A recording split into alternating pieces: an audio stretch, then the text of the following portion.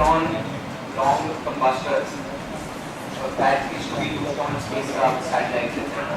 That they're developing and are very popular. That a guy doing his PhD on this got MIT Researcher of the Year. Then a little about aerodynamics. Right now, a very popular concept with aerodynamics is cardiac flow studies. So the artificial heart valves, those are being designed and studied experimentally in that lab. So that's the new, CFD. So I mean, just to give you an idea that CFD people just don't handle flows. Some people are also working on interaction of Earth's magnetic field with the solar wind, that kind of matter. It's called magnetohydrodynamics or electric words, but some people are even doing basic physics, so very basic level of physics, nothing engineering about it, so no application. So yeah, and in the end, I'd like to tell you that Aero Labs, I mean, to all the people of other departments, Aero Labs and Aero Profs are really open about collaboration. Because there's a friend of mine named Nilesh who did his BTP stage 1 and stage 2 in Aero. So, I mean, you could find him in the Aero department more than in the electric department. So, you know, he got access to that lab and etc. So, you also can do that if you would like. So, profs are very chill about it. Then career options available later. Well, different also there. But I mean, on a serious note, right now there was a PIL filed last year that PSUs can't hire from IIT. That has been scrapped now. So DRDO, ISRO, HAL, NAL, ARDB, these are all aerospace development bodies. You can look them up, there's a long list available. So all of them are not directly hiring from Aero. They prefer, in general, they prefer MTechs and dual degree students, but they're open to talented BTech, so they don't have problems with that. And if they take a BTech, they would sponsor you coming back to IIT or go to some IISc to complete your master's or PhD. You get your salary and you do your that kind of stuff is also happening. How easy it is to switch to an on-course of, yes, 80% of people placed in Aero are like my batch. So, it's in any batch, it depends on how you create your profile. I guess everyone here would have been. Then, post-graduation opportunities. This one is really interesting for Aero because Aero is kind of outside India. My feeling, whatever I've learned from my seniors is that Aero is perceived as a multidisciplinary branch. So from Aero you can go anywhere. People are taught to physics, elect, and I mean all sorts of it's finance, even research in finance. So I mean. Yeah, and last year तुम्हारा कुछ नहीं हुआ तो तुम्हारा पढ़ने में तो हो जाता है. That's what seniors say at the department. Purdue takes everyone from aerospace, I think. So don't worry about postgraduate opportunities. And there are a lot of seniors already there who would now be in their third year, fourth year of PhD. So we already have contacts there. Almost every possible university, right from MIT. So yeah. This has become a regular feature now. At least 2 people from Aero have been going to MIT past 3 years. So, yeah, थोड़ा Aero का standing बढ़ रहा है. Yeah, that's all to me. Any questions? थोड़ी सी Aero जनता बैठी है. I guess BC France एक session में क्यों आया हो ये तो बता सकते हो. No question? Thank you. 60% organic and 20% each of crop. Sorry. 40% of organic and 30% each of crop. Physical and inorganic. Now the important thing is, I mean, these are very broadly classified. If I want to go into the details of everything, it will be pretty difficult. So I'll talk about the catchy things as of now. So in the organic part, the most cool thing is about organic semiconductors. So there's something in the electrical department, there's a collaboration in the annex of the electrical department where a lot of professors are working on developing organic semiconductors. It's one of the new fields it's related to energy as well. Semiconductors, especially organic, because you want some biodegradable substance which also acts as a semiconductor. Because silicon, you don't have much and you don't have efficient techniques to get silicon from silica. So these are really important. And say inorganic, yeah.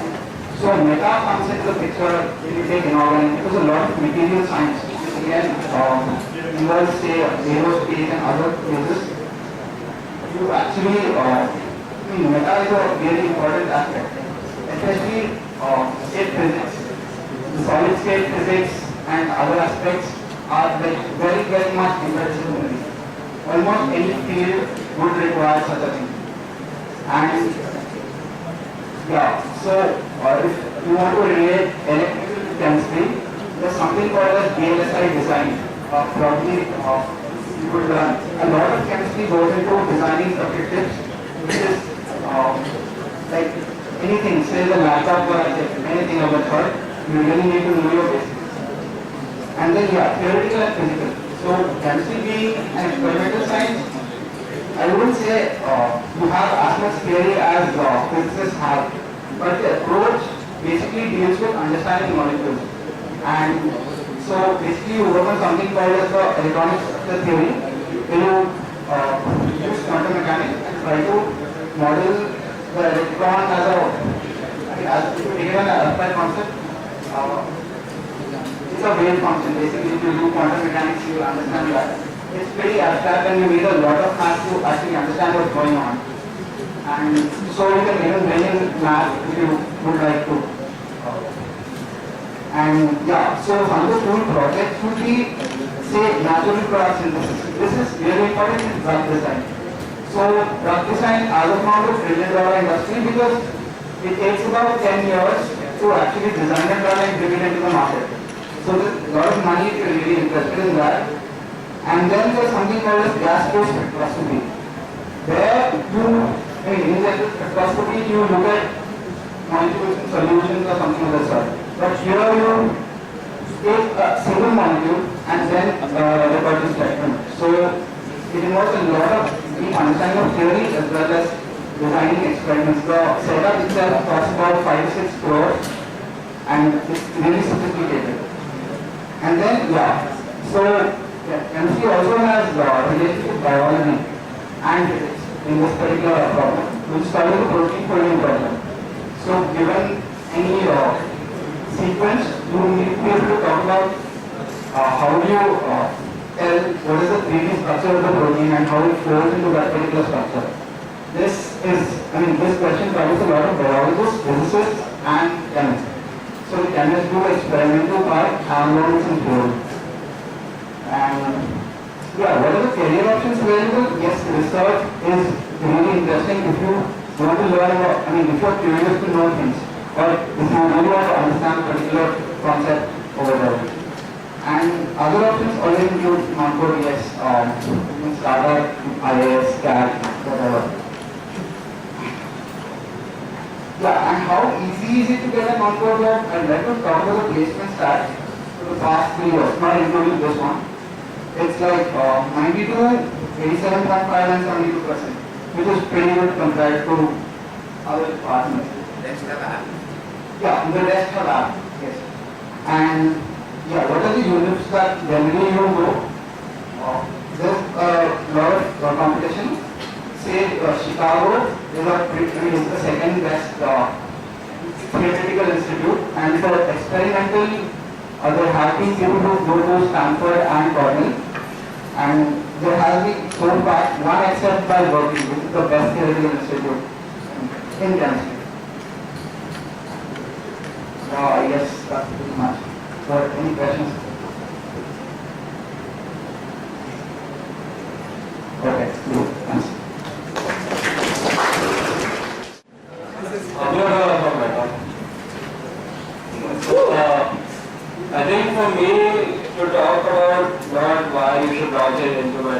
what I think would be more important for you guys would be why you should not branching out of Meta, right? So I did branching out of Meta. You had the option. Varma is your Varma did branches out of Meta. Varma will talk about his experience later. So I'm not going to explain to you that.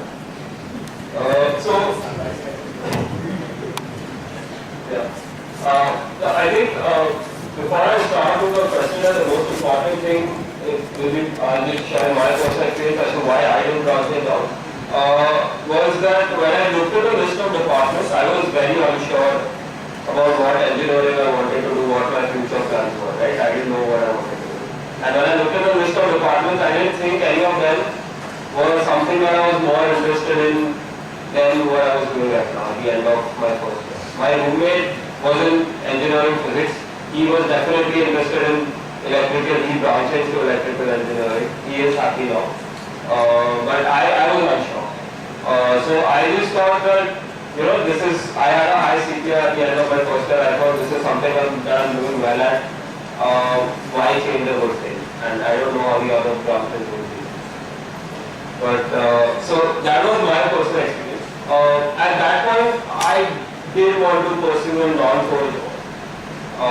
As in, that was something like I was not that interested in engineering. I thought I wanted to do non-core. In that respect, Meta does help you, right? And I'll come to it point by point as to how. So the first thing is coursework and competition. So I don't want to seem arrogant, but I was able to maintain a 9+ CPA easily. Like I was very involved in extracurricular activities all through my 4 years here. And I was able to balance them with academics. Meta does not have a very heavy courseload, or like in terms of in the courses, the assignments are not that difficult, etc. So it's not that hard to maintain a good CPA. You just need to, you need to be a little focused. Obviously, don't attend all your classes. I think that will give you a good start. Course content. The course content, later I started realizing that it's quite interesting because the course content is heavily dependent. There are two parts with material science and metallurgy. I'm interested in material science. In material science, there's a lot of properties and characterization that's involved that is applicable to a wide range of industries all across. And a lot of these industries that is applicable to are industries that are very budding right now, that they are the cutting edge of technology. So the semiconductor industry, photovoltaics, energy, automotive, all these you can, these are materials. I have done projects, internships in these industries, and this is that. And as an undergraduate, I've worked on stuff that will probably be made into a product 10 years from now. So that's something that's very interesting. On the material, on the metallurgical front, you learn a lot of practical aspects. Some of it is boring, I won't lie to you guys, because there's a lot of iron and steel that's involved. And not everyone wants to become a metallurgist. But then at the same time, there's a lot of practical aspect in the mineral processing, where the professor who takes it talks about the commercial aspect of everything. So that's the course content. The basic idea of the projects. A lot of the professors in metallurgy have their own companies.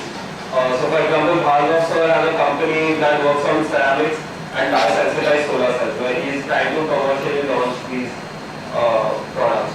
Also, I interned at Applied Materials. I was working on a semiconductor project. One of my roommate from metallurgy, my first year roommate, was working on a project on aerogels. Aerogels are 99% air, they're supposed to be the lightest material. So there are opportunities to work on cool projects. It's up to you whether or not you want to grab them. Career options, I think in terms of non-core placements, everything is open for you, right? I took a non-core job in consulting, so did 2-3 other people. So everything is open to you. In terms of core option, it's not that easy for BTechs. You need to be a dual degree to avail of any core companies that come. There are a few, there are not as many as say MEC or Chem. But in terms of non-core, you're on an equal footing with every other department, I think I might have had a slight advantage also because of the lower postcode that Meta had as opposed to other departments allowed me to be involved in a lot of other things, which at that point I didn't realize, but I think in hindsight, they made my resume better than say someone else who would have had a similar profile that I had. Yeah, is it easy to switch to auto job? Yeah, totally easy. Just you need to, as everyone before me has said, you need to maintain your high CPI. That's an important thing. Because that I know non-co companies will not look at what department you come from. They will not say that, oh, you are in elect, it must be top. So since you are an 8-pointer, I'm going to put you in the same bucket as a 9-pointer from Meta. They don't do that. So it's like they just look at your CPI and they say that, okay, if you're 9+, you're good. If you're not that good. So I think the CPI is the most important thing. Otherwise, non-core, I think it's all the same. Postgraduate opportunities, material science is very reputed abroad. My batch, there are people going to MIT, CMU, other universities, UC Davis. The year before that, someone went to Cambridge. So in terms of postgraduate opportunities, there's no restriction in terms of if you want to pursue an MS or a PhD.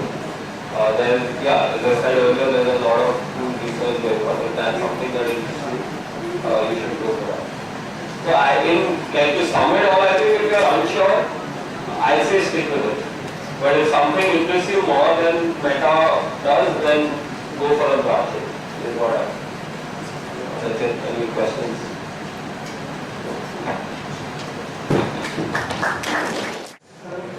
So I guess this is the most sought out branch for you and schedule.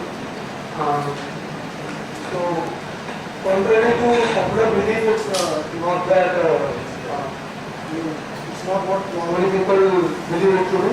So CS is not about making web pages, websites, or Chrome extensions, or plugins, or macro apps, or something of the sort. Those are more of IT jobs, and we are specifically computer scientists and software engineers. So we start with coursework. Coursework is the lowest in the institute. CS department maintains least number of credit required till now, and even in the new curriculum also, we maintain a stand that will be minimum, and there is maximum flexibility for the student to pursue whatever he wants to pursue. Credit requirement is 252. That is the reach that the senior allows you to get a BTech in any department. Competition is highly competitive. All the students that you are going to face in the department after your branches are in top 100 in IIT. It might be that out of luck a student does not get a good rank, but out of luck he cannot get a bad rank. Top 100 is not a fluke. So all the students are very intelligent, way beyond that you might think, and it's not just theoretical knowledge, it's the intellect, the grasping power. So you need to put in a lot of effort. Since you are branching the student, there is a lot of adjustment that you need to make. So second year will be very competitive because you need to come up to that level of other students. And third year in CSE is anyways very tiring and exhausted. So 2 years are going to be very tiring, and it's not a piece of cake for students in the CS, but the benefits are huge and it's very interesting. So in second year we mostly do theoretical computer science. There are two types of theoretical computer science, A and B. One deals with algorithms and data structure, the other deals with verification of systems. The third year is totally theoretical and a bit few of programming languages. We do not teach any programming language in any of the courses. There is a few hands-on sessions based on requirement, that's all. But you won't be taught any language as such. Major language of working is C, C++, and Java in some cases. Third year is most of system programming. You get to do actual real stuff. You can make up operating systems. You have databases, networks. I personally made a multi-people, group chat and implemented me and my partner. So you actually can see real life stuff being worked in third year. and artificial intelligence is there. So it's all about systems. Fourth year is completely elective. The only department in the institute with no compulsory course in fourth year. You can do any course of any choice from any department. And that is in general the course pattern. So projects, actually students really take up extra budget because almost all the courses have a accompanying lab and the lab have a weekly assignment and a project in the end. So you get to do around 10 to 12 projects over your winter curriculum and that pretty much takes up all of the resume. Apart from this, there are R&D projects which faculty offers. There are collaborations with many industries, Yahoo, IBM, Wipro, and there are professors who are working on social networks, feelings and sentiment analysis, and there are many live projects. All you need to do is have your, you should be enthusiastic, go to a talk to him, they will give you some material, read and work. So it's very easy to do projects and there are a lot of projects, compulsory and optional both. Career options available, I guess this is the maximum benefit that you can get career options. So I will not give a false picture. Placements in CSE have a wide range ranging from 5 lakhs to 50 lakhs. So we have students who get 70-80 lakh package. We have students who don't get placed in BTech. So it all depends on how much you can put into and how much enthusiastic you are. There are extensions. There are students who have not been able to complete their BTech in 3-4 year extensions also. So it is not is that you are in CS and you will get everything for free. But there is a lot of option. Almost 80% of the companies that come are for CS profile. Apart from that, in non-core, because it's all the students who are very intellectually active, they are smart. So you have all analytic profiles, DB and trading profiles available for CSE. People are specifically looking for students who can solve puzzles, problems, and CS students tend to be good in the LOI. And the weak point is in consulting. CS students normally don't get consulting jobs because most of them don't have a POR. For consulting jobs, you need a POR apart from your CPA. So yeah, CPA is very important. But for us, I won't say 8.5 or 9 is the bar. I'll say 6.5 is a decent enough bar to get a very good job. So, but you should be good in something. I mean, you should know something. At 6 CPA. So there's a friend of mine who has an active backlog and who has a CPA of 6.5. He got a job in US. So, but he's good in what he does. So you need to be good in what you do, irrespective of any branch you are. I think. How easy is it to switch to non-core? I think it is the easiest thing to switch to non-core because you already have the analytical skills, statistical knowledge, how to play with data, interpret it. Most of the students tend to go to MBA for after 2 or 3 years or go for IAS or something or the other. So it's very easy to switch to non-core jobs. Not consulting, I won't say consulting directly, but at least finance and other analytical positions. Data analyst is pretty easy if you want to work in Excel. Post-graduation opportunities. So unlike other departments, we do not apply to MIT and because the CS department there is not that good. But there are other universities, UC Berkeley, CMU is there, and Princeton is very good in for theoretical medicine. And UIUC, so it depends on which type of field you are working in, and it does not matter what university you are in. The group or the professor to whom you are applying should be very helpful, and this team should be very interactive. So it does not matter what university name you are in, or postgraduate, I'll suggest that.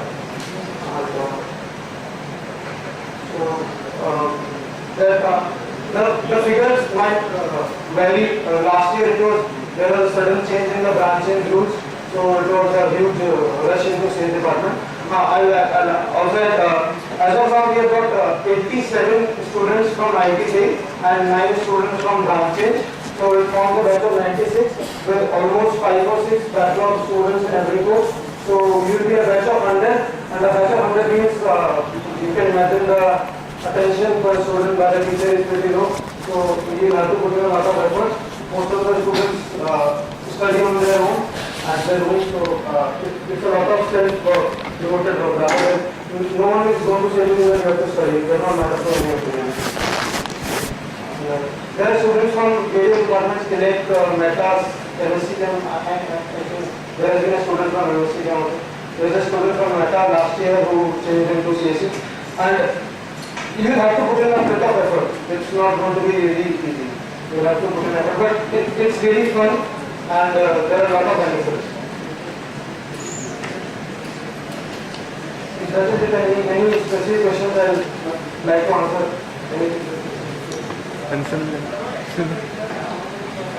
So in my batch we had 3 practice managers, we had 2 MI-CGs, we had ESOL manager, we had 2 fast managers.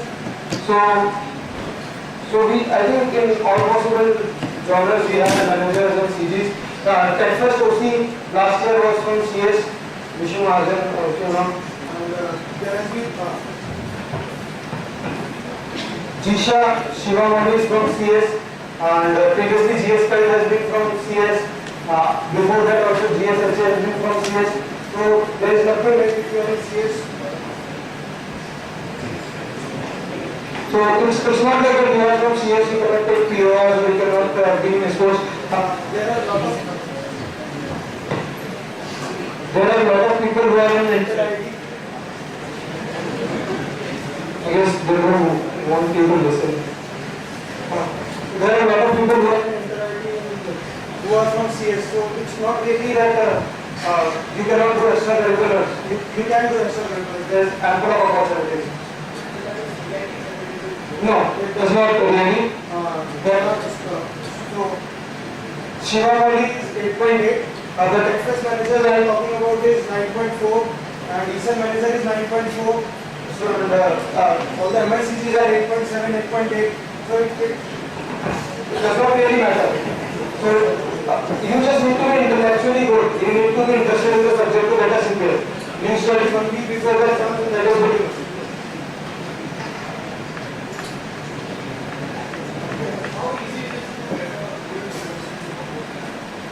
Good. So I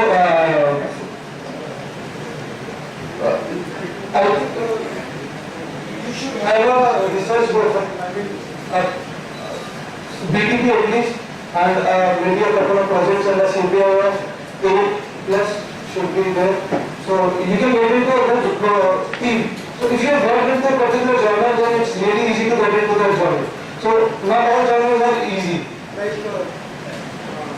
last year we had our department topper in theoretical computer science, but there is no funding in theoretical computer science. So even if you are institute rank 1, but there is no funding, then no one can give you a PhD. So it also depends on your journal, how much funding is there in your journal. If there is a lot of funding, you can definitely get a very good PhD. And PhD is always have to be funded, so it depends which genre you are in. Normally machine learning, you will have ample of opportunities.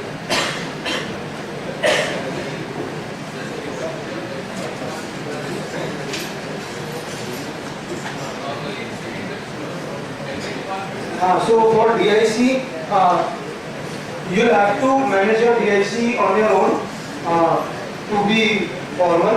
But what I arranged this year was that the DIC will be conducted in slot 5 always. So in the 4th semester you will be able to take DIC apart from your honors, and you will have to drop a minor semester in that sem. But you can complete your minor in the remaining 5 semesters. But and honors is never in slot 5, so you can have ample of courses for honors also. And DIC has a lab. Apart from other DICs, our DICs of 9 credit, it has a lab. So it's not just a course.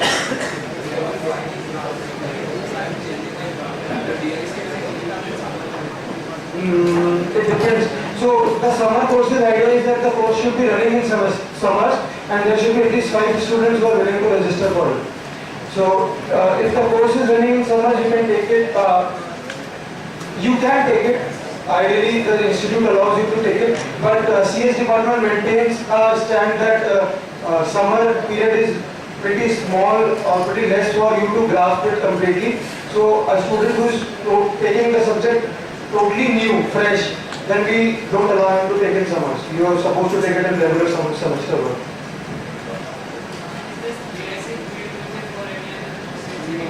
No, no. So our prerequisite fee is very small. I mean, it's hardly 2 or 3 level prerequisites at most. There's no long change of prerequisite that you fail one course and you'll have an extension. So it's mostly one course or 2 courses. So data structure algorithm, then algorithm designs is the major prerequisite for most of the courses in third year.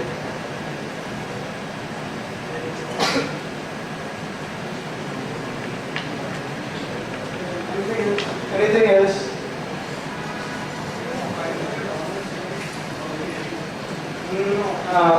I personally completed my BTech along with honors last semester itself. So I am totally free this semester. There is no course I need to pass. So you can imagine how, the course load is pretty less. There are students who normally do 320 to 320 courses. The average number of credits for CS department is 280 to 85, which is the highest in the institute. The minimum is 252. So it's almost 60 to 70 courses extra, credits extra. Because students normally tend to manage their work efficiently.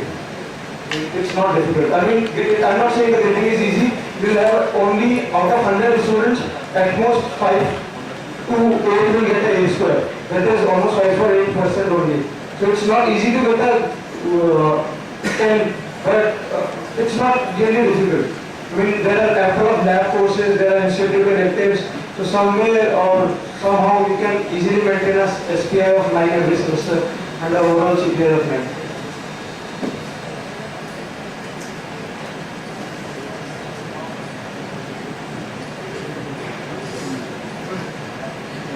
Anything else related to any course, project, journal, placement?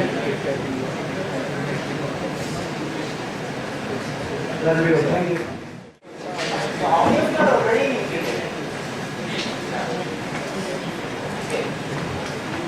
so I'll start off with the basic genres that you will be encountering in our department. So you can't really classify them very well, but to make a very broad classification, you'll have something known as high energy physics, you'll have something known as condensed matter physics, and something known as photonics or optics. So these are basically the 3 branches in which people majorly work on in our department. And so these are the biggest branches, and there are of course subdivisions. So coming to courses, all the courses are circled around these 3 branches. And in the first year, of course, you have done all the general courses. In the second year, so the DIC is electricity and magnetism, which was offered this year. But from next year, we are planning to make it a different, mixture of what you did in your modern physics course. It will be a proper introduction to special relativity, and then you have electricity and magnetism. So the course structure is going to change a bit, but then I think so the department that you are in, if you are coming to EP, then I don't think that will be a very difficult task, just one extra course. And you have to do it because electricity and magnetism and special relativity, they form like very basic and important, the content of that is very important for further courses that you have to encounter. Okay, coming to courses, so in the second year you have courses which are so you have classical mechanics, of course not the classical mechanics that you've done in JX level. It will be very different. There's something like as Hamiltonian and Lagrangian formulation stuff, which is going to be very different from what you have done. And so in the second year you'll have this, and then you'll have quantum mechanics. Okay, that happens in the third year. First time or second year, that's still a debate. We decide on it soon. So these are very basic courses which will lead you to all the more advanced courses. And these these courses, you have to do well in them, and you have to. So most of these courses are of 6 credits, except for a few like quantum mechanics, general relativity, which is offered as an honors, as a minor, and as like as a general elective in your 3rd year or 4th year. So to you know, go through these courses, you have to do your 2nd year courses very well. And the best part of EP is you get a wide variety of electives to choose.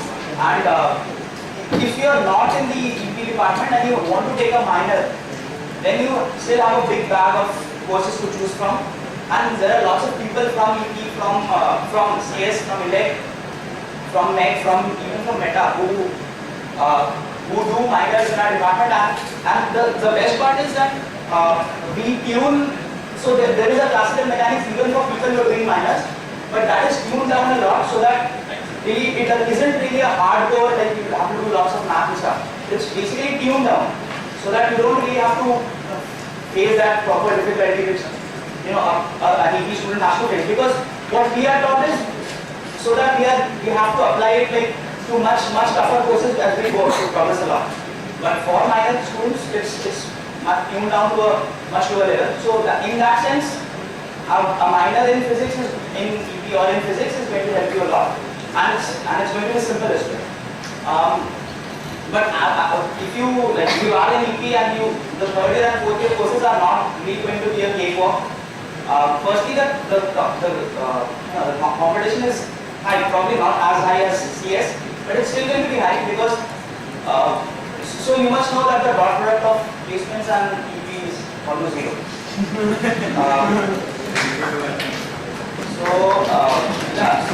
So if you have a low CPI, by low CPI I mean less than 8, you do not have an interest in physics, then like you screw basically. I know quite a few. I have quite a few friends in my department who are like 7.9, 7.8, and who've done pretty well. Like they've got good projects, etc. But then the placement scenario wasn't that great, as it always is quite bad, and even the app was not very great. So it's like they're stuck midway. You never want to be in such a situation. So you have to maintain a very high CPA. If you have a 6.5, like alright. So in my batch, the CPI profile basically is like most of the people are around 8.5, 8.6, 8.3 to 8.7. Quite a few people are there in the 9s, some in the early 8s. And all the people who went into non-core, not physics like finance, etc. Like I guess 3-4 people got relatively good placement. I think highest going 10 lakh, which is like very low. From one time. So and regarding app though, you have to you get like awesome opportunities to really. The app scenario is really good. Like, all the people who tried apping got into very good places.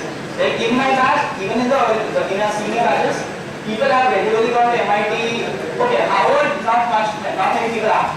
But MIT, this year we have Caltech, we had Princeton, we had Cornell, we have Stanford, I got into Cambridge, etc. So you get all the top 10 schools in the world and people are going to them regularly.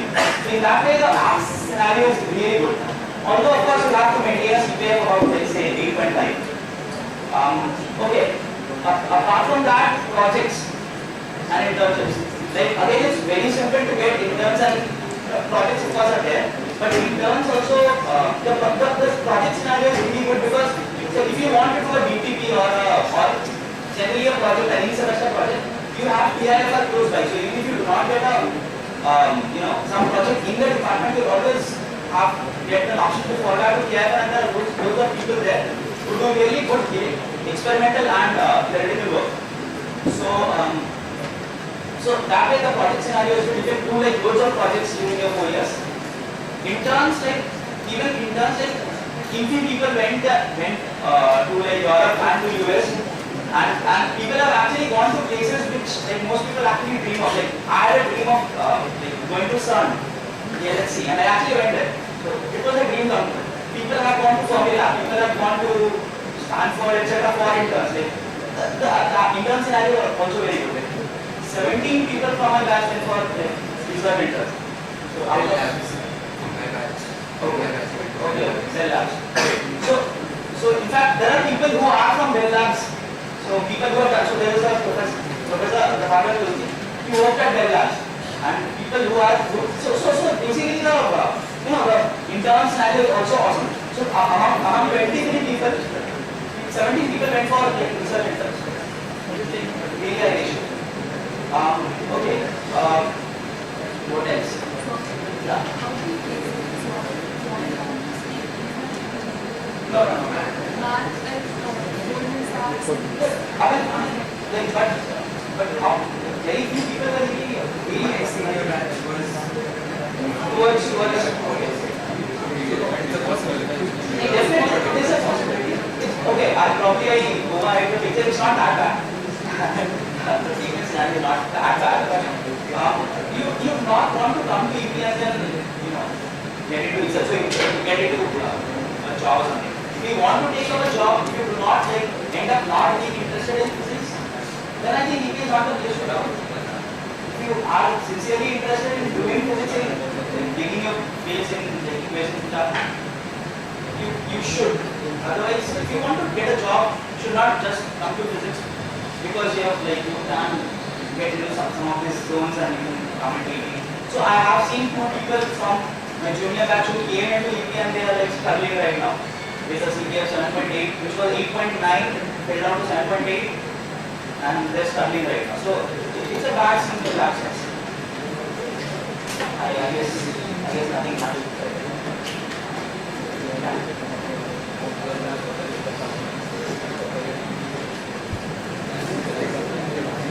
Apart from research, I can't.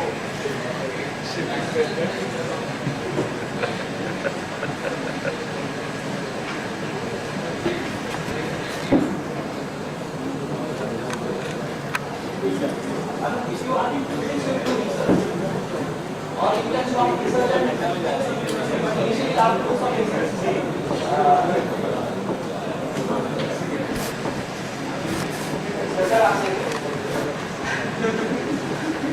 Okay, anything else? No one wants to contribute.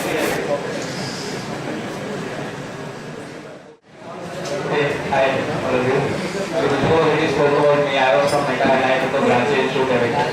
I personally didn't have a very good experience, but then I didn't really grade chemical because it was more of a personal reason. There were other students who took a branch in chemical and in fact did very well. So I'll try to give you a very neutral point of view. So chemical course, as far as coursework is concerned, all of you might know it's difficult. It's not very simple. You need to be motivated, you need to be focused, you need to be ready to work hard. If you're not ready to do it, please don't come back because it's just difficult. Professor expect you to be very ethical, you need to be really high on ethics. Because with every passing year, they're trying to really search for new ways to instill ethics in students. And there have been cases of, I'm not joking, there have been cases of huge number of FRs and various courses. So all of that is good. Apart from that, in fact, I would still say that even in my batch, there are tons of 15 to 20 students who are really interested in chemical engineering and they are very high on ethics and they are doing really well. Apart from that, people who are just starting chemical who are not really interested, who are just there for Luca, are struggling. So it's pretty clear. If you want to study chemical, you should surely come to chemical. Again, for course content, I think so there are basically 5 pillars of chemical engineering. One is controls, second is mass transfer, third is chemical gas engineering, fourth is transport phenomena, and fifth is I can't tell you, sorry. But basically these are the 4-5 main areas of study, and all the courses will be directed at these fronts. And also what I want to tell you is chemical engineering is not chemistry. In case you are wondering that you didn't like chemistry ever in your daily days, you might say that it's close to physical chemistry, but it's nowhere close to being the actual chemistry. In fact, I would say it's closer to biology than chemistry because there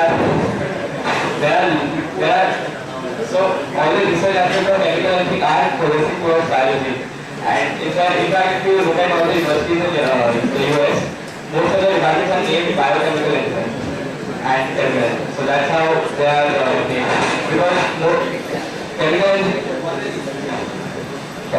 chemical engineering on the research front is moving towards bio, and it's going into microscopic level and how more into genetics. So if you're interested in coding, there's a huge opportunity for you. Like there's a huge amount of funding in genetics, in the field of genetics, which is by-part chemical engineering, by-part bio, and by-part CS. It's a good mixture of all these three. And a lot of professors are also working in this field. And of course, there's a huge field of petroleum engineering. The whole of Gulf is waiting for you.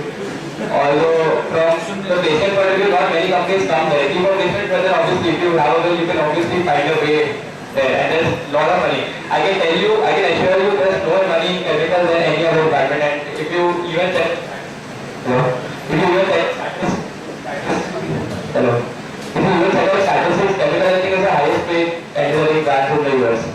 Because there's done some amount of money involved in this field, mostly because of petroleum engineering. And that controls the whole of economy, as you know.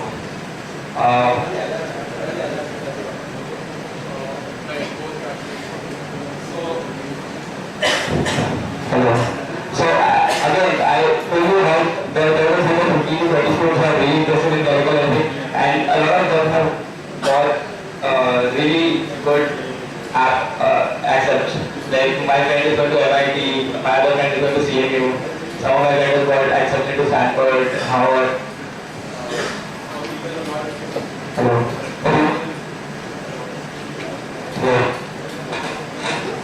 Hello.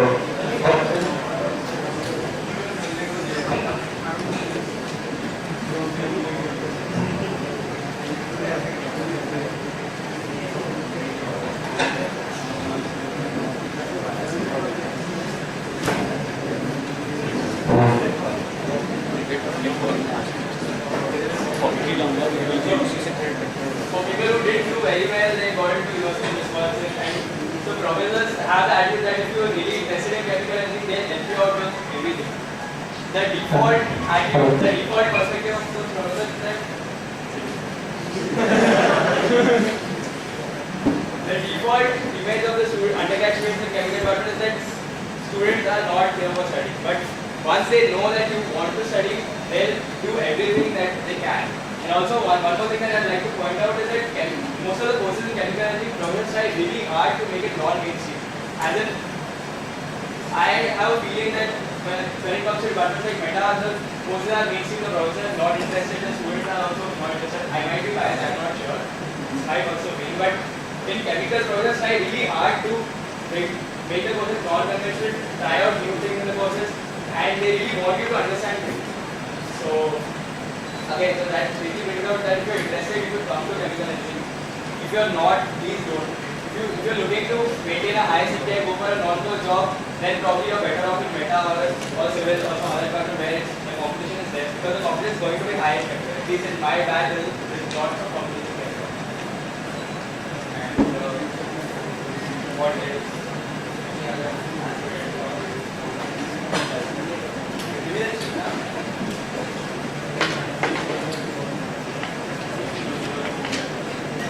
Yeah, basically I done various projects. So there's this huge student group called Biocin. You might have heard of them. So they produce biodiesel. There's an on-campus biodiesel plant which is completely made by students, and that has full department faculty support. There's also another thing called virtual labs. Again, that also has a lot of coding. That involves a lot of coding. And there are also people who are looking to make all the. Hello. Yeah, so what they're doing is they're simulating all the labs so that you can do all the labs while you're sitting in the room. A lot of experiments, especially chemical engineering, require you to wait for the reactor to get completed and blah blah. So that takes a lot of time. That's very nice. Different kinds of processors, custom-based processors, and whatnot. I mean, VLSI systems. Again, an interesting field. If you Okay, so if you are not interested in core mathematics in Fourier and not even in devices, this is probably the area where you can be, where you can survive in electrical engineering. Communications, yeah, again a lot of interesting projects. Image processing, audio processing, voice processing, telecommunications, 3G, 4G, whatever is coming. I mean, a lot of labs are there which take care of this, and in fact, a lot of enthusiastic professors. So, yeah, I mean, there are a lot of options. I mean, so if you come into elect, there will be something at least which you will eventually like. I mean, it might take a lot of time for you to decide what you really like and what not. But, I mean, there has to be something which you will eventually like if you are even a little inclined towards academics. Career options available later. So, yeah, a lot of village students venture into non-core jobs. A lot of them go to core jobs. A lot of them have also. So, it's balanced out in electric department as such.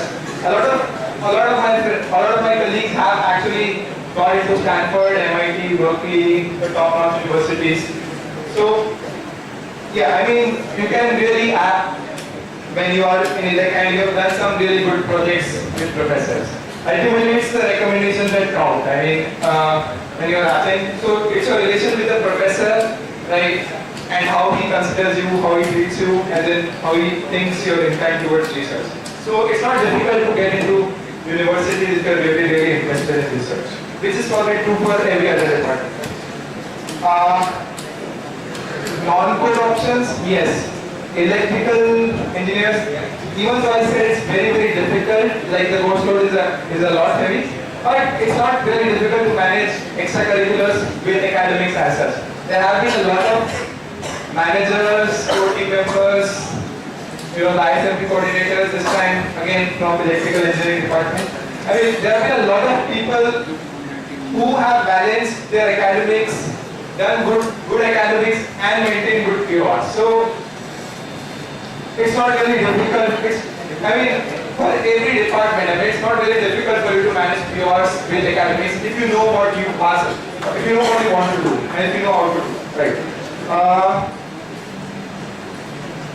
Okay, so regarding the placements, right? Okay, so I'm a dual degree student. This year, I heard a lot of BTech elect guys, saying that placement scene was not really good for them. I mean, they did not get what they want.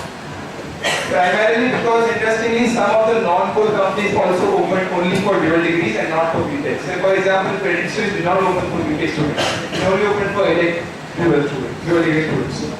Again, core companies, most of the core companies do not some of the core companies in fact do not open for BTech. I mean, they prefer a dual degree student over BTech. The pay packages are obviously higher if you are a dual degree student in core jobs.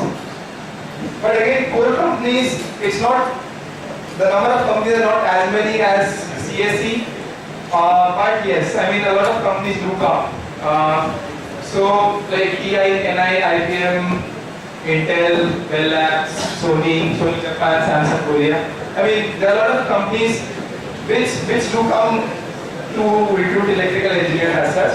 But I mean, it's definitely beneficial for anyone you go for a dual degree rather than a BTech. I mean, 1 year is nothing in your life. I mean, it's definitely going to be worth it. So, if you are genuinely interested in electrical, I would rather say go for a dual degree and maybe then do a PhD or something.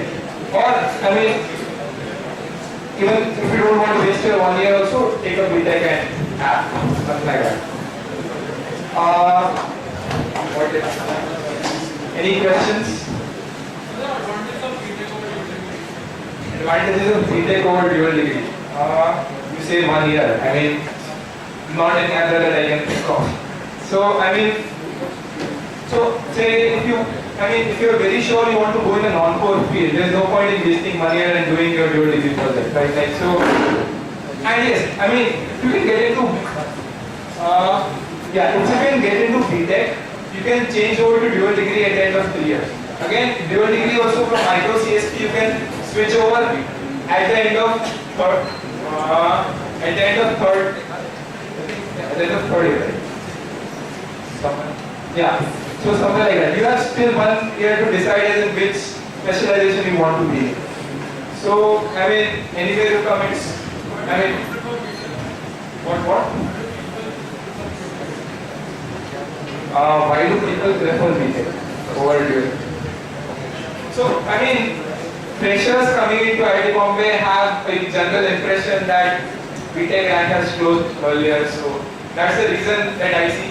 But I mean, there's no other reason that I personally feel why people should not be pursuing dual degree. I mean, it's just 1 year. I mean, so and you get to learn a lot. So BTech, I mean, you should really do BTech only if you either if you want to act to do an MS, you're pretty sure about doing an MS overseas, or you are going in a non-core company. Right? There's no other reason that I see.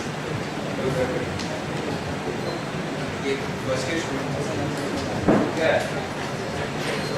Yes, you realize how much you grow in a year, in this place. How much you learn. It's phenomenal.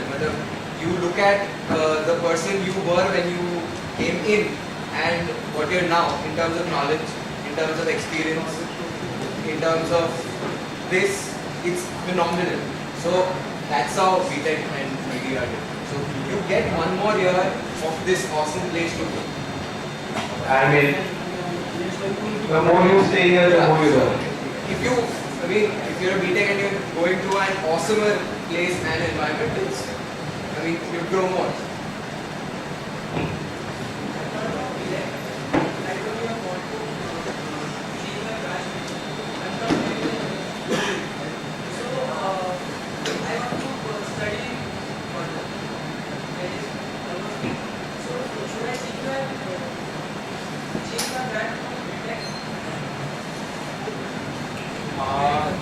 Okay, so you are definitely sure you want to pursue higher studies, right? Okay. I think if you change over to BTech now, there is an option of changing back to dual, right? Like at the end of second year, right? Yeah. So, okay. So I mean, if you're definitely sure of pursuing higher education, you can consider changing over to BTech if you think that you only do a BTech here and go abroad and do your MS. Okay, MS abroad in a good university is definitely more reputed than an MTech here. So, You could add to that, your dual degree, your master's, whatever thesis work you do, is highly dependent on how motivated you are. There are people who get like 3 journal publications in 1 year, which is phenomenal. I know such people. So it's all dependent on you. There maybe the incentive structure is such that your transitioning into higher education becomes easier. They value papers more. Whereas here, if you're a say dual degree student, you could do nothing. Please do not take this impression, but virtually you could do nothing and still get your master's.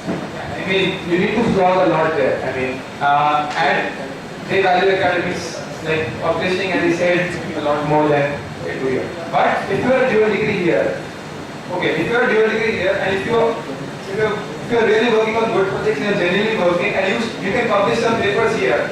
Within those 5 years, you can directly be accepted for a PhD. So you ultimately save 1 year in that, right? So again, it's a choice you need to take. Yeah, you have to figure out how awesome you are. MS is a bit tough to get because of the funding cuts and Obama policies. But it's a risk that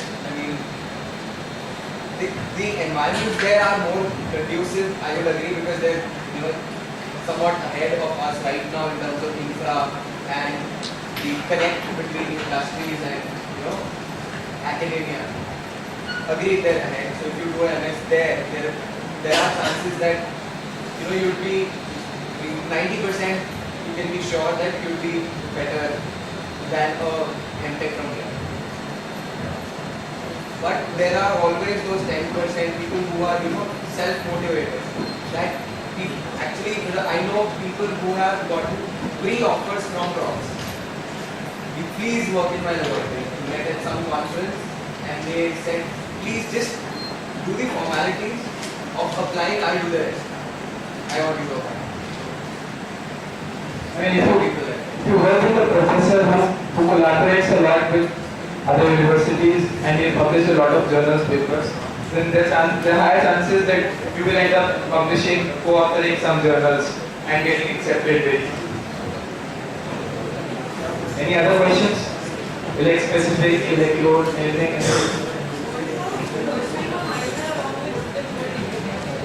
Okay, so given the fact that you are changing your branch, and as I said, you have three courses to be done, it is usually difficult to do a minor, but people have done that. Like, I mean, so, like, I started off taking the first CS course. I wanted to do a CS minor. I did one course, and then, like, I gave up. I gave up on minor. But the other branches, branches into it, they're still continuing their CS minor. So, I mean, they did their minor. So, it's a little difficult, but can be managed. Credits go up to 50, I guess. Yeah. Credits can go up to 52 in a semester if you want to do a minor along with the fact that you are a degree student. If you change over to BTech, then it's easy. I mean, 52 credits is serious talking. You can take that from any department, I guess, right? right now you are doing only 30-35 credits, right? Like especially.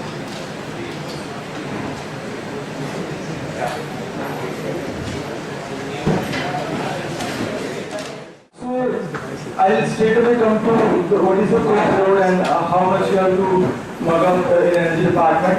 So I'll start with a straight away fact.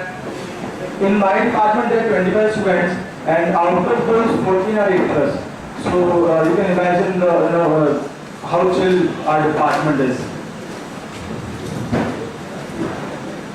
So energy department is a very interdisciplinary department which includes courses from mechanical, chemical, aerospace, and electrical department.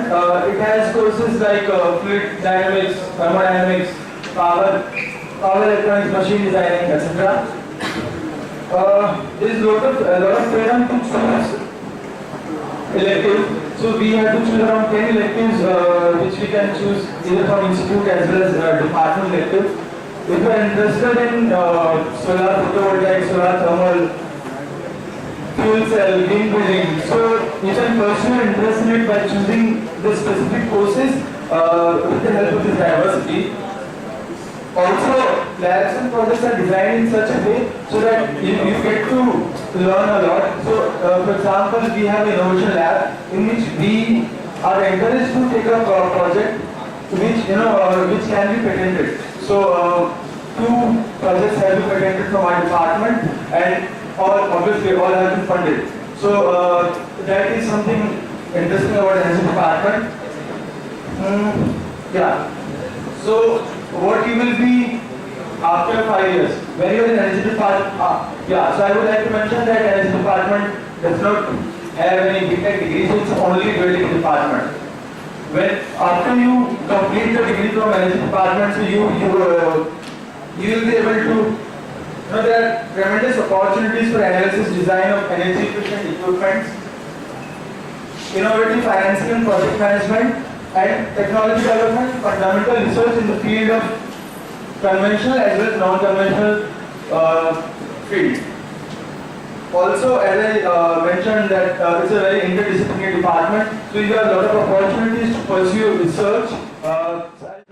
You will have hands-on experience of a lot of things like HVAC, that is HVAC and light management, energy management, and a lot of other things. So you will be knowing after 1 year, 2 years what you are interested in. Apart from that, professors are very interested in giving us practical projects. For example, in my first year I worked upon a project. So IIT Bombay team is in charge of 1 megawatt solar power plant, which is based at Gurgaon. So we worked on the strategy how we can implement and CAD modeling in our very first year. So although we couldn't contribute anything because we were only in first year, we knew nothing, but it helped us in gaining a lot of exposure, how things are done, and what are the opportunities we'll be having after 4 or 5 years. Moving on to internship and placement scenario. So all the things I mentioned are almost possible about energy department, but here I would like to say that placement scenario is equivalent to civil meta. Obviously, it's not as good as mechanical, electrical as well and civil, but yeah, it's comparable to civil meta and chemical as well. Because it was our first year, so I'm from 4th year, so my senior was passing and that was the first batch who's got to pass out. So the energy companies didn't knew that there exists a branch in IIT Bombay. So which was the reason there were only 6 students placed in core energy field out of course 21. So the percentage is good, but the number is very less. It's because it's a new department and companies didn't know. But I hope when you guys will be taking the department, so there will be 4 batch pass out, so the scenario might be good, and that can be explained from the fact that in our time that I was in 3rd year, only 50% 3rd year students got internship, but now 85% students have got internship. So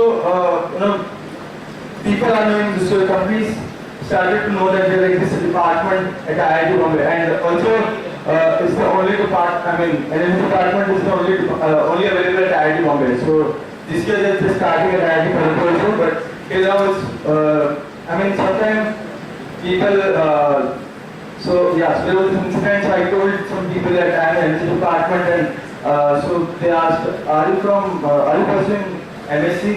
So this might happen to you, but 4 or 5 years later, I hope the things will be really good. That's all from my side. Thank you have any questions? Hi, I'm from Civil Engineering Department. First of all, about course load and competition. We have different fields in civil engineering. One is structural, one is transportation, one is geotechnical and soil, one is fluid, and one is water resources, and one is geodesy and astronomy. So I think the names of the different fields are very self-explanatory. It's not worth of the names. Like geodesy and astronomy is more about satellite imaging and global positioning system and stuff like that. So Baki departments are kind of understandable, right? Okay. And about the course load, this is a tricky question because we have courses from every single course every single field I've mentioned here. We have 2-3 courses from structural, 2 courses from transport, 2 courses from soil and geotechnical, 2 courses from fluid, 2 from water resources, and 2 from geodesy and astronomy. So it really depends on the field and the professor. It's not like a standard thing like we, for example, we had our senior batch had courses in fluid mechanics, in which the course load was extremely easy, and the grading was extremely cool. But our batch, we had a different professor, and the grading was extremely bad, and the course load was extremely high. If the course load was more than an 8 credit course we had in structural. So it depends a lot on the professor who's taking the course. And in general, structural mechanics, the courses in structural mechanics, solid mechanics are slightly more in course load by standards. And and the competition is kind of average. It's again a very subjective question. It depends on the batch. Our batch has a very high competition. Our senior batch has a very cool competition. So it just depends on your batchmates. And generally it's an average mix kind of thing. And about ethics, well, it again depends on professors. Like this year, professors are very strict about ethics. Previous years they wouldn't. Civil was called a peace department by for our senior batch because of the grading and the course load. But it's changed drastically for our batch and our junior batches. Ethics is taken very seriously. We've got like 20 FRs, 40 DX and stuff like that in our batch or junior batches.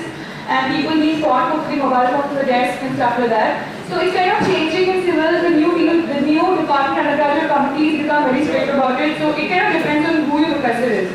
And course content, again, different fields, the course content is different. Structural mechanics is about, it's all about the strength of members, how the loads are transferred, like beam, like trusses, and so it's like the basic physics, mechanics, you've learned in 11th, 12th on a very more serious level. So that's structural mechanics, and then you have the deeper things you have is how to construct buildings, how are the loads passing through the beams and the columns in buildings, and given a requirement, how do you actually construct a building? What are the requirements? What are the number of columns, number of beams? So all this is done in design of structures. This is structural, and transportation is very multidisciplinary. Like our department mainly deals with modeling and mainly deals with pavement. Pavement is like the strength of pavement and stuff like that, which kind of slightly borders with structure. But in general, abroad, transportation is very multidisciplinary. You can work in pretty much any field in transportation, like statistics, coding, mathematics, economics. There's also economics part of transportation, and so it's very multidisciplinary. And operations research is about optimization of every transportation phenomenon. And the other thing is geotechnical and soil. That's about the strength of the soil, about foundations, what kind of how should you deal with the soil when you're constructing something on it and stuff like that. And about fluid mechanics, it's about, again, fluid mechanics is about how fluids behave under pressure, when they're in motion and stuff like that. And water resources is about sanitation, about how to process water, about flowing pipes over long distances. So it's about, it deals with the way water is processed in cities, in pipes, etc. And geodesy and astronomy, it's about global positioning system. Sometimes we also deal with how the satellite should be positioned, blah blah, and how do you get coordinates of buildings, and so it's very multidisciplinary on one note. The basic okay, and there are many labs. From second and third year, you have approximately 3 to 4 labs on average per semester. And labs, it depends again on professor. Sometimes it can be pure Boragiri, sometimes it can be a decent learning. There is a review that there's a fight happening in the department council to improve the curriculum of labs, but you will have, it's a little laborious. You have to go take readings, go to hills. I mean, it's very diverse. You have like 1 to 2 labs in every field again. Okay, basic idea of the projects. Well, our department has infinite consulting projects. Like almost all the major infrastructural projects in the country have our professors on their boards. Like the what's that link? Bangalore ceiling. Our professors were there in one of the main consulting, and in the Mumbai metro project, our professors are there in the main board in consulting. So every big project, our professors are there. So that way, very star projects were in the department. But again, students, I don't know many students who actually pursue this. It depends on you. You can actually go and actually ask your professors for involving you in these really big projects. But again, these projects are really big consequence. So it's a little difficult unless you are exceptionally interested and you show them that you're very good in what you're doing, that you'll be taken in for these projects. Other projects you have are on biomechanics and transportation and energy and construction. Like there's a thing called Decathlon going on, wherein our profs are really helping students out in that. Decathlon is constructing a real life building which is energy efficient. And virtual lab is so we have a project in virtual lab wherein labs are made virtual and they are open for everyone in the country. Also, our professors are involved in a lot of rehabilitation projects, like the Bhuj earthquake, the kind of after study of the Bhuj earthquake was done by professors from our department. Any dam construction, dam break, anything, our professors are involved in that. So that way it's very active. Career options later. Well, it's a very one of the, if you talk about core careers after your BTech, then you have consults in different fields. Like all these 5 fields, you have consults in structural, transportation, geotechnical, wherein you're given a problem and you have to analyze that problem and get a solution out. Like given a building, you have to tell them how many beams, where should they be placed. Given a bridge or given some soil consulting, you have to tell them what kind of reinforcement has to be in the soil to allow the building to stand on it and stuff like that. But the catch here is that these core consulting jobs need people of very high technical knowledge.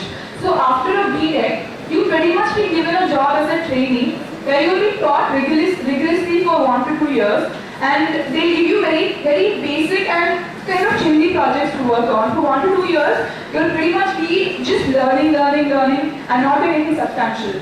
That is because these projects you're talking about have a very high human life cost, and they are very buildings, dams, and stuff like that. You can't give this to any guy or any new person.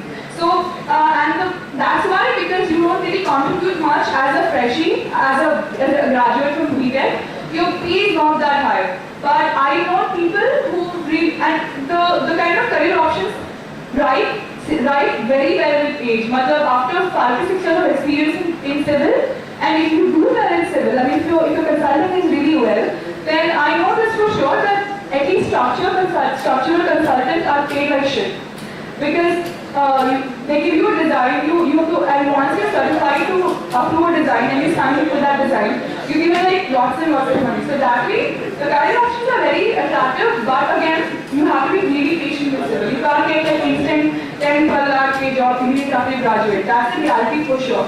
As a B.Tech, you might at best end up getting like a 5, 6 or 7 lakh job in core after your B.Tech. But the other thing to this is, being a dual really gives you an edge out here. Many multinational companies have a certain requirement that they cannot hire B.Techs into their engineering services. So getting a dual degree gives you 2 degrees, and that makes you eligible for placements in many multinational companies like Atkins, like other core consulting companies. And those have a pay of like 8 and 9. So it again depends on that. And career options, civil is very lucrative in terms of APIC. Like I know people from my batch who were CPI of 8.2 who got into Berkeley PhD. So it depends on your batch. If your batch is very competitive, then the best of the batch gets into it. But I know people with 8.2, 8.5 who got funded masters in Texas, University of Texas, Austin, PhD in Berkeley, because of good projects and good recommendation. And also students from civil engineering, many of them can actually take up this IES, Indian Engineering Service, and these kind of open jobs for railways and all the government engineering work. Yeah, and there are too many fields, so you need to have a specialization or experience to actually work substantially in that field. And also, professors have like lot of contacts in many consulting companies, so your placements can go really well, or like off the placement cell also. Like if a professor thinks you're a very good student and he really thinks you can do great, and you have a very good rapport with him, then if you end up not getting a good job or if you're not happy, you can always talk to your professor and he can land you in a really good place because of his contacts in very big firms. So I think professors have a huge role in the placement and masters in our department. Like if a professor wants you to get placed or wants you to get into a master's, he can really change the face of your career option. And how easy it is to switch. It's kind of a very it's independent of the department. Like in our batch from civil, we have like in the top consultants, we've had like 5 to 6 people going from civil department, like which is very good. Like there's a huge ratio of civil department in the non-core companies this year, and the PMs, the place managers are from civil. So it's kind of very independent. And post-graduation opportunities, well, I think if you're not going for a master's, then and if you want to go into core, then dual is a very attractive option because it's just 1 extra year and you actually learn a lot in terms of curricular and extracurricular life, and it opens up core opportunities in civil engineering and depends on the field again. Also, if you think of post-graduation, then you can actually apply to mechanical, aero, bio, material science, computer science, these departments for the civil degree. And mechanical, in fact, mechanical and civil are kind of a little, I won't say the same, but you can't take, if you're from civil, you can't take a minor in mechanical. That's because you don't have like 5 courses that are different from civil and mechanical. But the kind of approach is different, but there's a lot of there's a lot of intersection if you want to pursue mechanical. And aero again, fluid mechanics or structural mechanics is there in aero also, and biomechanics, and material science, nanotechnology. So you have nanotechnology is very in civil engineering these days, nanotubes and stuff like that. And CSC, computer science, people go to computer science through transportation because transportation engineering has a lot of coding and simulation work involved in that. Another thing I want to say is civil engineering degree plus a minor can be really useful because civil engineering, like I know people, I take a civil engineering department with a minor in physics and honors. So my physics minor has helped me a lot in pursuing interdisciplinary research. Like I've done some research in biomechanics, some research in nanotubes, nanotechnology. So I think my minor has really shaped a little in the way I've pursued stuff. I know a person who pursued minor in computer science, and he got into masters in computer science, funded masters in computer science, not a very high CPI. But again, he had very good recommendations from professors. So the one thing I want to say is mapping is very attractive in civil engineering. At least I've seen cases and they've done really well in mapping. Like with not extremely awesome profiles. Probably the competition is less, that's why. Civil is a very specialized field. So all over India, there are very few people who actually have in civil because many departments are not equipped enough to have a civil department. Like not unless they're very good. So that way you guys have an edge in high studies opportunities. And I know another girl who's taken civil plus energy, and she deals, Kanchana, she's in MIT, and she deals with energy aspects of transportation engineering research. So that way a minor can be extremely useful because of the very generic view of civil engineering. Minor can help you shape your civil engineering degree. So, any more questions about civil? Yeah? So it depends on what you want. If you have a high CPI, then getting a master's abroad it's not difficult. Like you have a decent research intern, or not even intern, you have a good BDP, you have good recommendations. Getting a job is easy. Getting a master's is not difficult. A funded master's sometimes, or getting a PhD is not so difficult in civil. But if you do not want to go into academia, like if you don't get a master's and you don't want to into academia, then like if the CPI is not very high, like 7ish or something, and you really want to pursue core, then I think dual is a very attractive option because 1 year, I know a senior Nikhil, 1 year at IIT will definitely learn a lot. I mean, there are some students who say that dual is one of the best things at IIT Bombay. So 1 year will give you a lot of, it can't give you time to clear things in your head and makes you realize what you want to do. In Concord also, dual is not a bad thing. Dual gives you a slight edge in terms of doing more things in IIT. In core, it gives you an extra degree, which really matters in civil because with a BTech you get absolutely nowhere in core. I mean, you will have to again learn for the first 2 years in your core job also, and then do something substantial. So I think it's a very attractive option if you don't have a high CPI, etc., and you don't do 4 masters abroad. Any more questions? Thank you. Okay, so just to know, how many of you guys are from Mech or are contemplating a shift to Mech? Quite a few. No, I was just wondering how relevant this conversation is to how many people. Okay. So first a few generic things. So I don't think I expect any of you guys to walk out of the session already, having made up your mind with whatever you heard the 10 of us have to say. I think this is a very personal choice and it involves a lot of factors. The most important one obviously being your interest. But there are other ones such as the opportunities that exist in the field out of this place in terms of job opportunities or in terms of further studies. The kind of infrastructure that we have here, the faculty members that we have here, and the general how good the department is here at IIT. Because interest is a very important factor, but not the only one. Because it is something that you can cultivate and can use as well.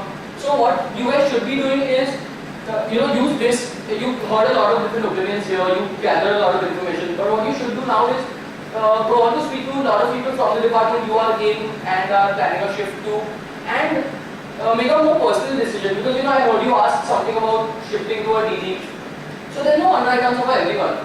For someone, getting a job and starting to support his family may be the most important thing. So for him, DD is obviously 1 year delayed. How many ever be the gains of spending 1 extra year at IIT, you may need to get a job.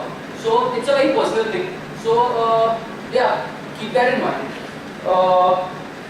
Another thing that I just want to tell you about before I start talking about MEC is that so this applies to any decision that you may have to make at IIT, in particular this, because it's one of the most important ones. Don't base your decision entirely on some kind of expectation that you have. Like, I've heard people talking about changing their hostels depending on where CGs are, because they want to become an MICG themselves. So, you're in your first year, 2 years can change anything. You may not want to be a CG in the first place, and you may not even enjoy the journey that you're putting yourself through. So what is more important, obviously results are important, but what is even more important is that you enjoy the journey that you're putting yourself through in whatever decision that you make. So even if you know that future expectation does not pan out the way you had planned or anticipated, you won't have any regrets because you still enjoy what you've done. And this is not some superficial funda that I'm just making here. It is important. So say there's a if you're considering a switch from a BTech to a DD, you do want to think of what kind of work you're actually going to be engaged in, rather than just looking at, okay, an extra year, better job, better master's program, so I'll be happy. You may not get that better job or better master's program. So make sure you enjoy that time anyway. Okay, so talking about MEC, alright, so there are 3 broad departments in MEC. There's CAD, Computer Aided Design and Automation, CADA. There's SIM, Computer Integrated Manufacturing, and there's PFE, Thermal and Fluids Engineering. Now, the C in both of them is quite redundant. One is design. In that, we study a lot of things. So, you study about product design in general, which involves functional aspects obviously, but more so it focuses on strength of materials and solid mechanics. That is what design primarily refers to. Then another broad discipline which comes under design is your robotics and controls. There's a lot of, design obviously encompasses a lot of things. CADA should encompass a lot of things, but I'm talking in reference to what happens in the department. So there are these 2 broad areas, solid mechanics and robotics and controls. Then manufacturing. Yeah, the name pretty much says it all. Research in the different manufacturing processes. What also comes under SIM, Computer Aided Manufacturing, is this broad discipline called IUR, which is also a very attractive one and something that a lot of people from other departments also take up projects in. IUR is Industrial Engineering and Operations Research. So this is, as the name suggests, it deals with problems such as scheduling, optimization problems, basically designing networks, designing transport networks, designing supply chains, and these kind of things. So a lot of computer science guys, a lot of direct guys also take courses in IUR. And if you're a SIM, you can choose to SIM DD, dual degree student, you can choose to pursue your DDP in IUR. Then coming to the third discipline, thermal and fluids. So TFE does not have a DD program of its own any longer. But you can choose to switch to DD TFE in your 2nd or 3rd year. So they stopped induction at the freshie level, but you can still choose to take it out. What TFE has is, so you study problems like heat transfer, combustion, refrigeration and air conditioning. So it in fact is one of the most lucrative fields given the work that happens in our department. Like the entire McDonald's, the air conditioning of the McDonald's kitchens has been designed by a professor in our department. The Taj Hotel, its air conditioning system has been designed by the same prof. And a lot of good work happening, but it's mainly from the point of view of someone who's interested in further studies that someone would look at working in TFE. Because there's not a lot of engineering design going on in India in the industry in TFE. So it primarily exists in terms of consulting projects, and that work comes to these professors. Yeah, so that is about the 3 departments in MEC. Then coming to the kind of projects student and professor led projects that are going on in the department. So professor-led projects, though, they're going on in every department, obviously, and they do broadly fall under the same three headers that I've described. So I won't delve much deeper into that. But it is very actively assured that if someone has any aspirations of doing a project in the department, you will find interesting work. The professors will be more than happy to guide you on. Technical activities. So in terms of student technical activities, mechanical stands out. Because we have a lot of major projects which are focused around the subjects that we study. Obviously, you must have heard of the racing team. Then there is the AUV team, the Autonomous Underwater Vehicle team. Then there's the Solar Technical team. So any project which requires you to design, to build, has to have mechanical engineers involved. But these are the couple of things that are predominantly mech-based activities. I primarily, so at the end of my first year, I was in this kind of dilemma myself of whether I should shift out of mech or not, and I was considering a shift to elect. But at that time, I was already interested. I already started working with the racing team, and I was already interested, and that is what made me stay behind. And in hindsight, I'm very glad I did. So, yeah, and projects like these are a good way to, also generate interest in your subjects. So I always, whenever I studied with my subjects here, I always saw where they were being applied, and they were always helping me in the work that I used to do. So I really thoroughly enjoyed these doing them. And because of my involvement in this activity, I can appreciate every department that much more. A lot of people find meta boring. I personally enjoy learning about materials, and because it's at the bottom of any design decision that you make. So I think in general, finding application to what you do makes you enjoy your subjects more. Alright, coming back to course load in mech. So I think, with the exception of CS, where I have heard, as you also heard the speaker say, it's slightly on the higher side. Most of these departments, it is very manageable. In civil meta, it may be on the lower side, as I think you guys also pointed out. Civil is no longer the case. On like a meta, Tusha earlier pointed out that. Alright, I think a lot of people would have different takes on it. There was a CS speaker, what was his name? Vinayak. So possibly it is because the CS guys may be able to find time, but because there are so many challenges that they face in their core field, interesting problems that they have in their core field itself, that they probably don't veer off too much into external activities, perhaps activities. Yeah, so in terms of course load, mech is very easily manageable. You can do what you like alongside. What else? Core opportunities and opportunities for further studies. So core, obviously, elect mech, there are plenty of opportunities. There are a lot of firms that come here for recruitment, say Eaton, Rolls-Royce, Altair, all of the automotive firms, Tata, Bajaj. And placements in mechanical are good, are very good, because say whoever want to get into non-core, get in there, and opportunities in core are far, there are greater demand than there is a supply of items in those industries. So getting a job is no big deal.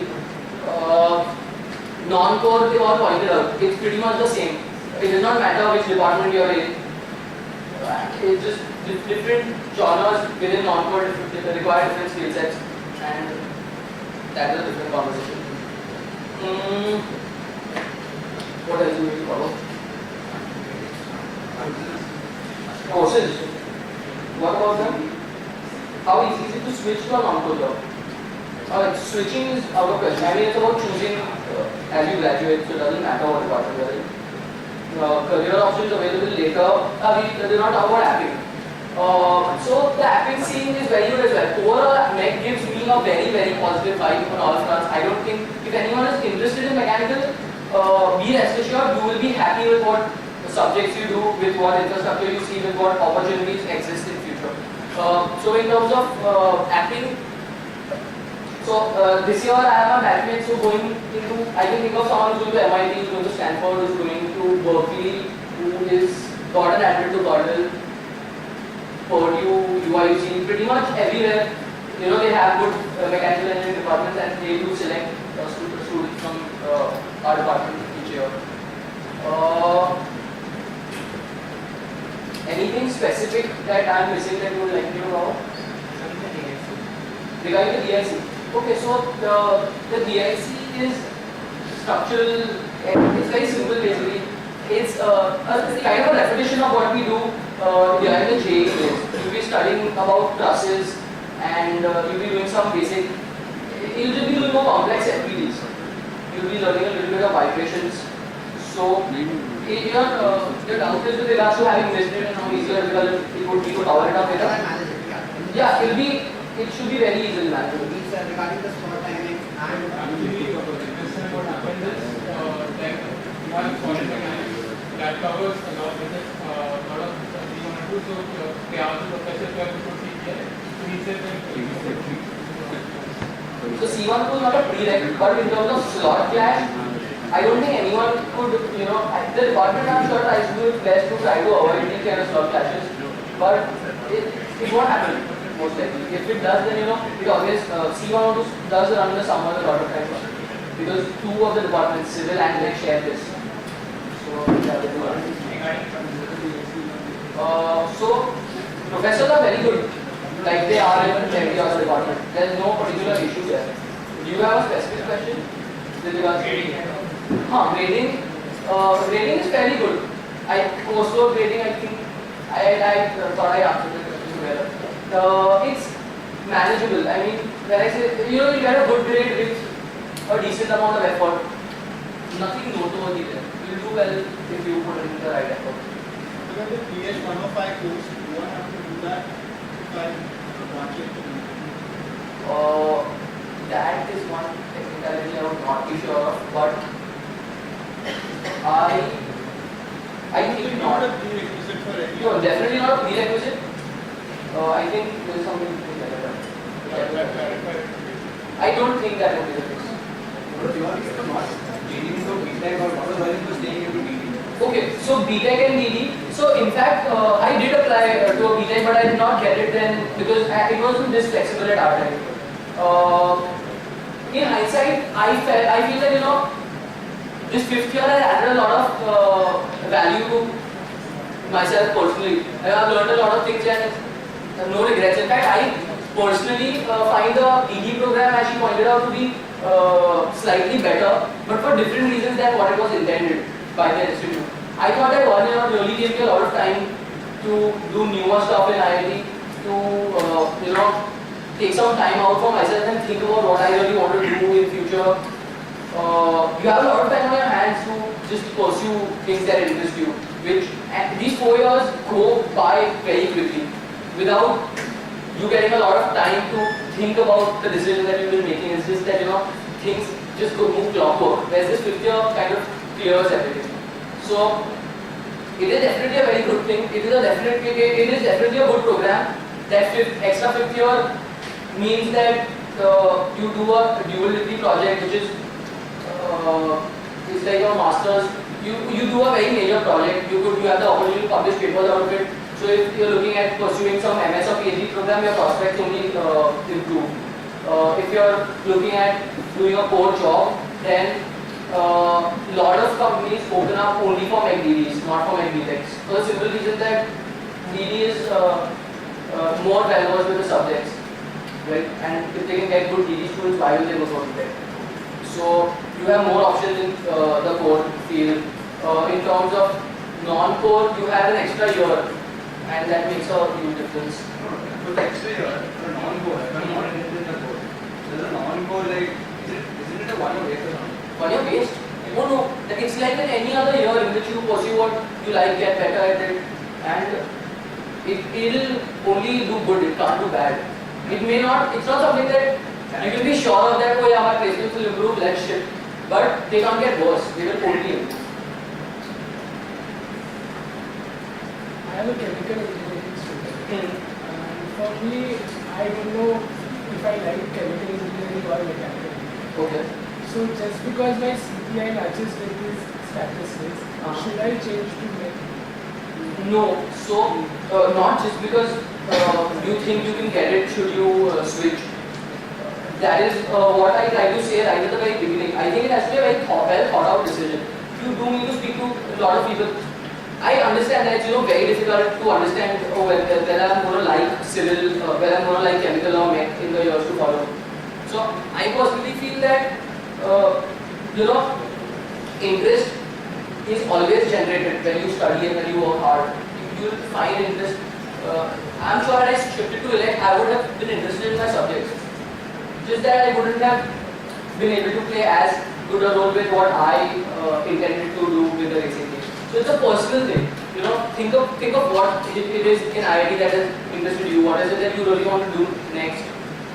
And if it is something, alright. Now that you brought it up, what is it that you are looking at doing? What are you thinking of? Why are you thinking of it? The only reason is that because you can get it, you can get support. Yeah, maybe probably there's a better job opportunity.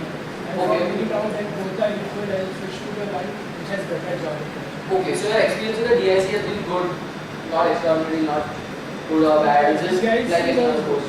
Chemical engineering, DIC was See, like Rishabh said, you need a reason to switch, and just see chemical and mech. Very frank opinion is that I don't think opportunities are going to be drastically different. The fields are different. Although we have some common intersecting subjects like we do a lot of our TFE turbulent fluid is something that we share with civil. But in terms of application, it will be drastically different. In terms of a mechanical engineer uses these principles to design machines and to run, in very simple.